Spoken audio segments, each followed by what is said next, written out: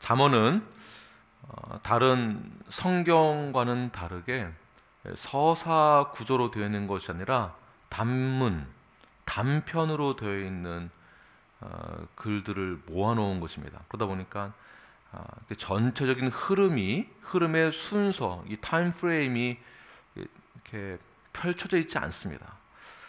그러다 보니까 같은 말이 반복되어지고 같은 내용이 중복되어지는 것을 보게 되는데요. 오늘 본문에서 마찬가지로 악인과 지혜로운 자, 의인에 대해서 대조하면서 전체 우리 본문에 전부 다 그런 대조 형태로 등장하게 되는데요. 오늘도 우리 본문에서 말하고 있는 의인은 이러해야 하며 악인은 이렇게 될 것이다 라는 이러한 구조로 전체를 설명하고 있습니다. 잠언에서만 말하고 있는 이러한 계명이 이렇게 해라 명령하고 있는 이 명령이 총 375개나 됩니다. 375개를 저희들이 지켜야 하는 거예요. 의인은 이러해야 된다, 악인은 이렇게 하지 말아라, 이런 것에 대해서 잠언에서 말하고 있습니다. 375개라는 이 숫자를 들으면 굉장히 부담이 되시죠? 그러나 이 말씀이 우리에게 부담으로만 다가오는 것이 아니라 이 말씀이 오히려 우리를 지켜주는 것입니다. 우리가 명령을 지킨다고 생각하나 이 명령이 우리를 지켜주는 것이에요. 우리의 영혼을 지키며 우리의 인생을 지켜주는 것이며 우리의 삶을 지켜주게 되는 것입니다. 왜 이렇게 성경에서는 명령 또는 계명 또는 훈계, 이러한 약속의 이런 것을 지켜라, 그리하면 이렇게 될 것이다 라는 약속의 말씀, 이 언약을 왜 이렇게 강조하고 있는 것일까요? 좋은 말만 해주면 참 좋겠는데 명령을 하고 있습니다. 왜 그럴까요? 우리의 인생을 돌아보면 굉장히 자기중심적이고 개인적인 것을 볼 수가 있습니다. 내가 배가 고프면 어떻습니까? 다른 사람이 눈에 들어오지 않죠. 내 몸이 먼저 아프면 내가 더 중요하고 다른 사람이 들어오지 않습니다. 내 이웃을 내 몸처럼 사랑할 겨를이 없죠. 다 나 중심적인 생각을 하게 됩니다. 대화를 할 때에도 또한 삶을 함께 나눌 때에도, 그리고 공동체 생활을 하거나 교회 안에서 사역을 할 때에도 나 중심이 굉장히 많이 있습니다. 자, 나 중심적인 대화를 하거나 나 중심적인 교제를 할 때에 생기는 문제가 무엇이 있을까요? 당연히 갈등 구조가 생기게 되어집니다. 나 중심적으로 생각하고 말을 하다 보니까 갈등이 되죠. 갈등이 더 극심화되면 어떻게 될까요? 분열이 일어나고 싸움이 일어나게 되는 것입니다.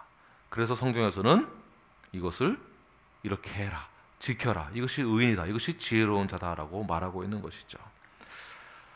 이러한 갈등 구조가 극심화되어져서 나라로 발전되어지고 민족과 민족, 나라와 나라와의 관계에 갈등이 생겨서 극심화되면 어떻게 되겠습니까? 전쟁이 일어나게 되는 것입니다. 그래서 우리에게 필요한 것이 무엇이죠? 바로 질서이고 법이고 명령인 것이에요. 성경에서 말하는 법과 명령과 질서가 우리에게 주어졌기 때문에, 하나님 우리에게 주셨기 때문에 우리가 지금 이 땅에서도 이 사회법도 지키고 우리 성경의 법도 지키면서 살아가는데 큰 문제 없이 살아갈 수 있는 것입니다. 명령과 법이 없다면, 질서가 없다면 우리 이 세상 살아가기 너무나 힘든 것입니다. 이것이 바로 하나님이 주시는 훈계이고 지혜자의 훈계입니다. 모든 것이 다 하나님으로부터 온 것이죠.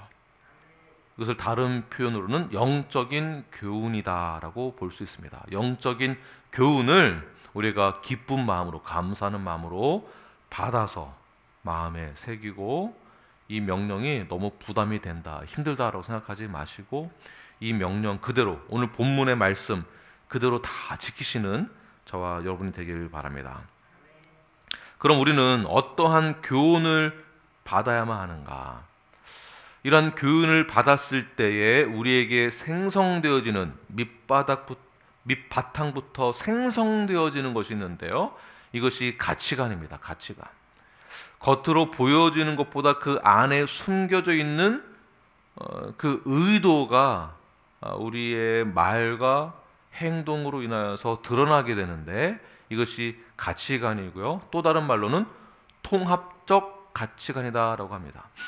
이 통합적 가치관이 바로 성도로서 성경의 말씀을 이해하고 따랐을 때에 온 우주 만물의 창조자이시며 모든 것의 주인이 되시며 역사의 주관자가 되시는 분이 우리의 참된 주인이 되시다라는 것. 나의 모든 사고와 행동의 중심에는, 모든 것의 중심에는 하나님이 계시다. 하나님이 함께 하신다. 하나님 중심으로 모든 것이 우리의 가치관의 핵심이 되어야 됩니다. 이것을 신본주의적 가치관이다라고 말합니다. 자, 성도는 다시 말해서 말씀이 주어지고 말씀으로 살아냈을 때에 하나님 중심으로 신본주의적 가치관을 가지고 살아가는 것이 성도입니다.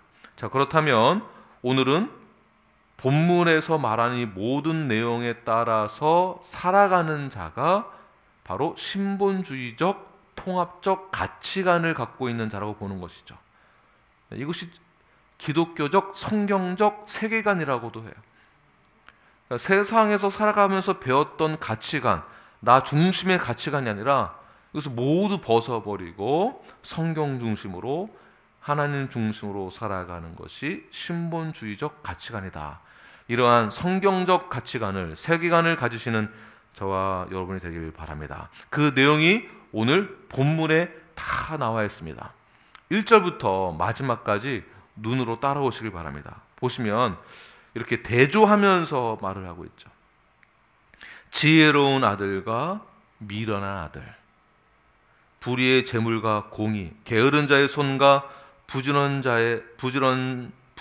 자의 손, 지혜로운 아들과 부끄러움을 끼치는 아들, 의인의 머리와 악인의 입, 의인과 악인, 마음이 지혜로운 자와 입이 미련한 자, 눈짓하는 자와 미련한 자, 의인의 입과 악인의 입, 미움과 사랑, 명철한 자의 입술과 지혜 없는 자, 지혜로운 자와 미련한 자, 부자의 재물과 가난한 자의 궁핍, 의인의 수고와 악인의 소득, 훈계를 지키는 자와 징계를 버리는 자, 말이 많은 자와 그 입술을 제어하는 자, 의인의 혀와 악인의 마음, 여호와를 경외하는 자와 악인, 의인의 소망과 악인의 소망, 여호와의 도와 행악하는 자, 의인의 입과 패역한 혀. 그래서 의인은 이렇게 하면은 이렇게 될 것이며, 악인은 이렇게 하면 이렇게 될 것이다. 그러므로 우리는 이 모든 계명을 지켜야만 한다. 모든 계명을 지키는 자가 오늘 본문의 핵심입니다. 여호와를 경외하는 자다라고 보는 것이죠. 우리는 성경적인 통합적 가치관을 가지고 오직 하나님 중심, 예수 그리스도 중심, 성경적 중심을 가지고 살아가야 합니다. 그래서 오늘 본문 17절에서도 이렇게 말씀하고 있습니다. 17절 읽겠습니다. 시작. 훈계를 지키는 자는 생명길로 행하여도 징계를 버리는 자는 그릇 가느니라. 자, 훈계를 지키는 자는 어디로 간다고요? 생명의 길로 간다. 성경적 세계관을 가진 성경 중심의 삶을 살아가는 자들은 내가 지금 이 세상에 살아가는 길이 조금 지치고 힘들고 어렵고 조금은 돌아가는 것 같지만 결국 어디로 간다고요? 생명의 길이다라는 것입니다. 내가 남들보다 조금 뒤처지는 것 같고, 내가 남들보다 조금 모자른 것 같고, 조금은 부족한 것 같고, 인생이 고달프고 힘들고 어렵지만 성경적 중심을 가지고 살아가는 자, 하나님 중심으로 살아가는 자는 그 방향이 다른 것이에요. 가는 방향이, 가는 길이 다릅니다. 목적이 다르고 목표가 다른 것이에요. 어디로 간다고요? 바로 생명의 길로 가는 것입니다. 우리의 종착점은 어디입니까? 생명이에요. 영생이고. 그러나 징계를 버리는 자는 어디로 간다고 말하고 있습니까? 그릇된 길로 간다. 그릇된 길이다 라는 것은 방향을 잃었다라는 뜻이에요. 이 땅 가운데서 살아갈 때 이 세상에서 잘 사는 것 같고 남들보다 빠른 것 같고 모아놓은 재산도 많고 안정적이고 편안하고 좋은 것 같지만 하나님 중심으로 살아가지 않는 자, 말씀대로 살아가지 않는 자, 모든 훈계를 지키지 않는 자들은 그들의 삶의 방향이 어떻다는 것입니까? 방황하는 것과 같다. 방황한다. 그러므로 우리가 조금은 더디 가는 것 같고 돌아가는 것 같지만 성경적 중심으로 살아가는 자, 훈계를 지키는 자들은 생명의 길로 가는 것이며 그 생명의 길로 가는 것이 우리 최고의 인생의 으뜸이 되는 길입니다. 가장 좋은 길, 우리 인생의 최고의 길. 그러므로 남들과 비교하여서 한탄해하거나 자존감이 낮아진다거나 이러지 마십시오. 세상의 시각과 세상의 기준으로 바라보니까 조금 뒤처지는 것뿐이지 하나님 중심으로 하나님이 보실 때에는 저희들 잘하고 있는 것입니다. 훈계를 잘 따르고 계명을 잘 지키는 자, 바로 성경의 핵심 가치관을 받아들인 자. 자, 이러한 자들은 하나님을 경외하는 자라고 볼 수 있는 것입니다. 하나님을 경외하는 자들은 육체의 소욕을 쫓아서 살아가는 것이 아니라 하나님의 말씀을 받아들이고 말씀대로 살아가는 자입니다. 성경의 핵심 가치를 인정하지 않는 자들은 징계를 버리는 자이며 방황하는 자, 그것은 생명의 길을 걸어가는 것이 아니라 죽음의 길로 가는 것입니다. 자, 그렇다면 누가 지혜로운 자이겠습니까? 누가 하나님을 경외하는 자이겠습니까? 바로 계명과 교훈을 지키는 자예요. 성경 중심으로 살아가는 자. 성경을 읽고 묵상했을 때 때로는 이런 분들이 계세요. 이거는 좀 아닌 것 같아요. 이 부분은 옛날에나 그랬던 것이지 오늘날 현대 이 시대하고는 맞지 않은 것 같습니다. 이 부분은 빼고 이렇게 믿는 것이 더 좋을 것 같습니다. 이런 분이 계세요. 꼭 계세요. 이런 게 언제 드러나는가? 성경 공부하면서 몇 번 질문하다 보면은 바로 나오거든요. 교제하고 대화하다 보면 바로 나와요. 지금 제가 한 말처럼 똑같이 말을 안 한다 할지라도 은연중에 비성경적인 것을 옹호한다라는 뜻으로 그렇게 말을 합니다. 성경을 믿지 않습니다라고는 말을 하지 않죠. 그래서 성경 공부와 교제를 통하여서 교정이 되는 것이거든요. 교정되는 것까지 순종히 하는 것입니다. 교정을 받아야만 하는 것이에요. 이것이 성도의 의무이고 책임입니다. 누가 나한테 그런 말을 하나? 자존심 상해하지 마시고 교정을 꼭 받으십시오. 이것이 성경 말씀에 순종하는 것이고 성경의 권위에 순종하는 것이에요. 더 크게는 교회는 성경적 중심으로 가르치며 성경적 중심으로 저희들이 배워야 하는 것입니다. 성경적으로. 그리고 이것을 지켜야 하는 것입니다. 그래서 건강한 교회다라고 했을 때는 얼만큼 성경대로 실천하고 있는가, 얼만큼 성경적으로 우리가 따르고 있는가. 그래서 건강한 교회에서 말하고 있는 성경적 중심의 사역과 삶은 점점 보수적으로 가게 되어 있어요. 점점 보수적으로. 그러다 보면 조금은 오픈해 놓은 교회하고는 이 거리가 더 멀어지겠죠. 아니, 목사님 다른 교회는 이렇게 한다는데 왜 우리 교회는 왜 이렇게 너무 스트릭한 거 아닙니까? 이게 더 정상적인 거예요. 왜냐하면 이 시대가 점점 더 리버럴해지고 있으니까. 당연히 저희들은 그 자리를 지키고만 있어도 점점 더 스트릭하게 보이는 거예요. 말씀을 그대로 지키시고 따르시길 바랍니다. 네, 그러한 자가 지혜로운 자이며 하나님을 경외하는 자입니다. 그만큼 성경적 중심으로 사는 것이 중요한 것이고, 성경에서는 또한 이렇게 말을 하고 있습니다. 디모데 후서 3장 16절과 17절 보게 되면, 모든 성경은 하나님의 감동으로 된 것으로 교훈과 책망과 바르게 함과 의로 교육하기에 유익하니 이는 하나님의 사람으로 온전하게 되며 모든 선한 일을 행할 능력을 갖추게 하려 함이라. 아멘. 이 말씀 믿으십니까? 아멘이시죠? 성경은 우리를 온전하게 할 수 있을 만큼의 모든 것을 다 갖추고 있다는 것입니다. 우리는 그렇게 믿는 것이에요. 성경은 완전하다. 성경은 하나도 틀린 것이 없다. 그래서 우리 침례 교단의 신앙 고백서에는 성경의 권위에 100% 순종하는 거예요. 이 성경의 권위에 따른다라고 저희는 신앙 고백을 하고 믿는다라는 것입니다. 성경을 통하여서 모든 선한 일을 행할 수 있는 능력을 갖추게 하는 것을 믿으시는 저와 여러분이 되길 간절히 축원합니다.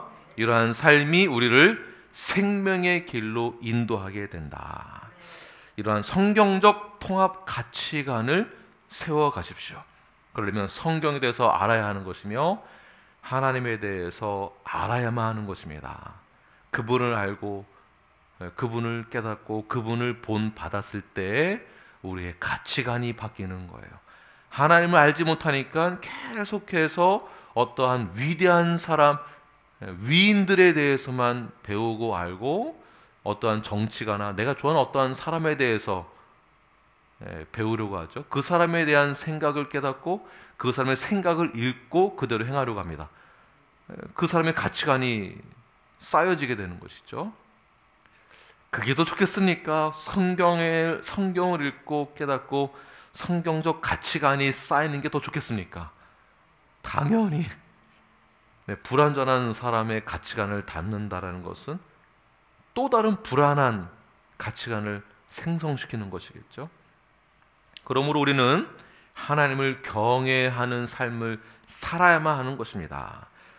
본문 27절 말씀 함께 읽겠습니다. 시작. 여호와를 경외하면 장수하느니라. 그러나 악인의 수명은 짧아지느니라. 아멘.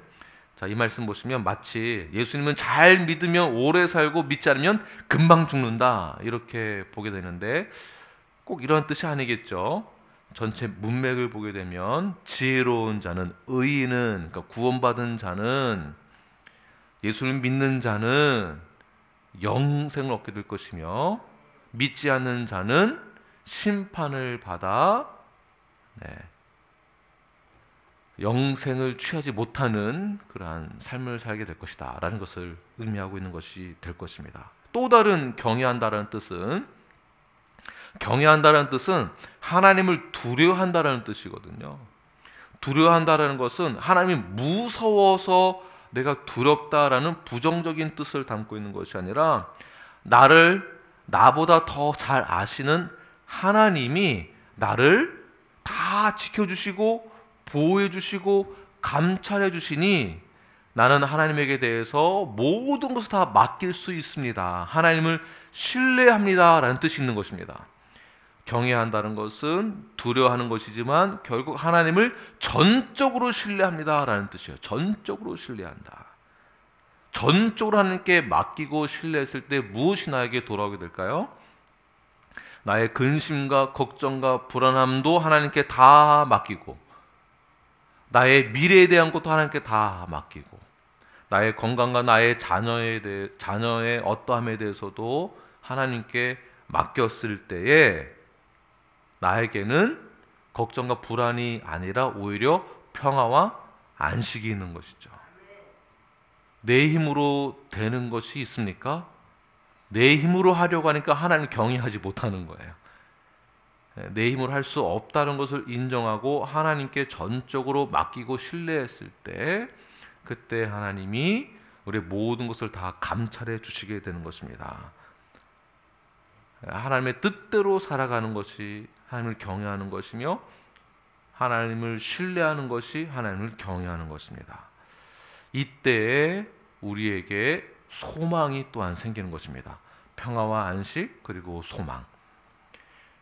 하나님의 뜻대로 행하는 것, 성경대로 행했을 때에 우리는 더 나은, 나보다 더 나은 그런 소망을 얻게 되는 것입니다. 단순한 천국에 대한 소망뿐만이 아니라 이 세상에서 어떻게 살아가야 하는지에 대한 소망도 생기는 거예요. 사람을 보면, 상대방을 보면 미움, 시기, 질투, 부정적인 것만 보이게 되죠. 저 사람은 이래, 이 사람은 저래.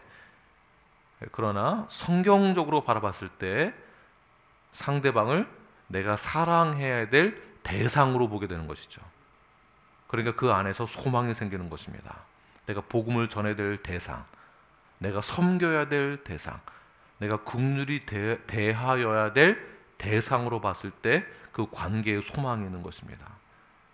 그러한 소망을 가지시고 그 안에 하나님 중심으로 살아내시는 저와 여러분이 되길 간절히 축원합니다.